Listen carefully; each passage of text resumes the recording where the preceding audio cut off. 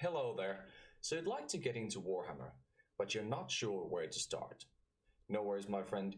With this video, I'll try to help you take your first steps. First, let's take a look at what Warhammer is. Warhammer is a miniature-focused hobby, but it includes a few different hobbies in it. On the forefront, there is the gaming part, but the hobby also includes painting, modeling, as well as reading. Let's start with the gaming. And here we're looking at the tabletop, not the video games. When you're first getting into Warhammer, you might want to look at Tabletop Simulator. I know I said we're not looking into video games, but Tabletop Simulator isn't a video game in the sense that Dark Tide is a video game. It works as an emulator for tabletop games of any kind. Tabletop Simulator can be bought in Steam and is an inexpensive way to see if you would like the gaming side. There's a whole community focused on Tabletop Simulator Warhammer. I'll link the Discord down below.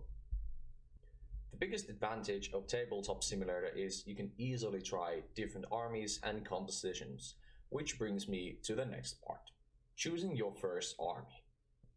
Games Workshop makes starting sets for both Age of Sigmar and Warhammer 40,000. In these boxes, you get models for 2 armies, rulers, and some dice, and the rules you need to play your first game. These boxes are a good way to start the hobby, but before buying, you should take a look at all the factions in your chosen game. When you're choosing your first army, you should look which of the factions speak to you, what models you like the look of best. Remember, it's easiest to stay motivated in the hobby when you're working on a faction that excites you. When choosing your first army, I always advise ignoring the current strength of the army, as what's strong is constantly changing. Of course, it's good to find out the playstyle of the army you're looking to get, so you don't buy Tau, for example, if you want to fight in melee.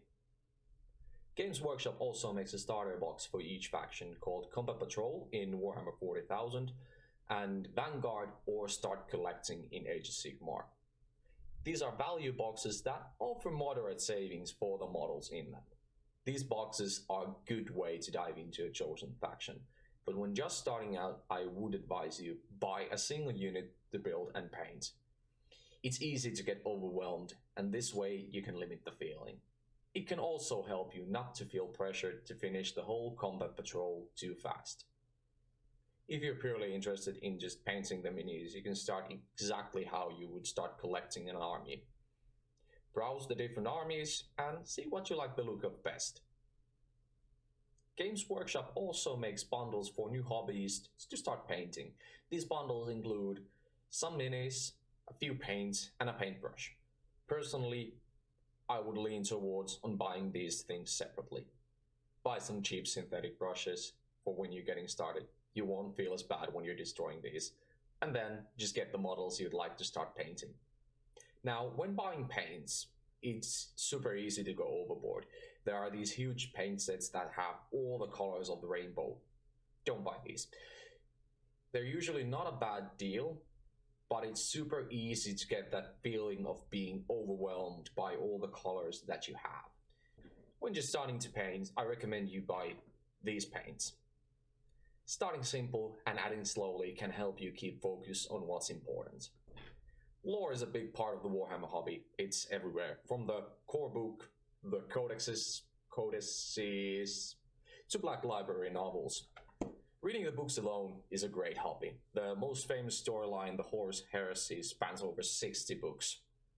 There are also some great channels dedicated to Warhammer lore, such as Baldemore's Guide to Warhammer and Luetzin09. I'll link them down in the description. It can be hard to find people to play with when you're starting.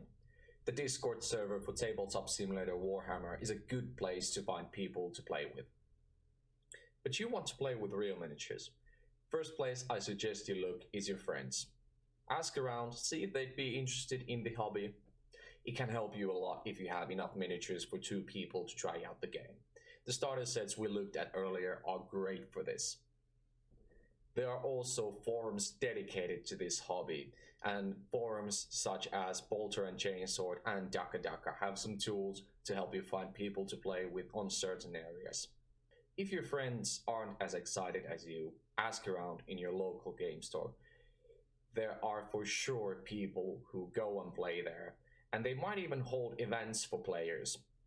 The events are a good way to get into the local scene.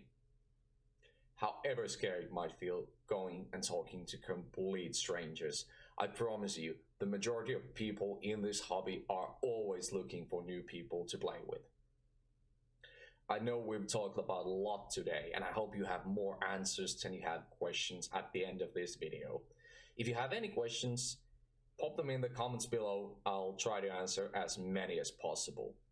We all hobby in our own styles, and I'm not saying that this is the only correct way to start Warhammer. These are simply suggestions to get into the hobby based on the mistakes that I've made. At the end of the day, what's important is that you enjoy your hobby time. Happy hobbying!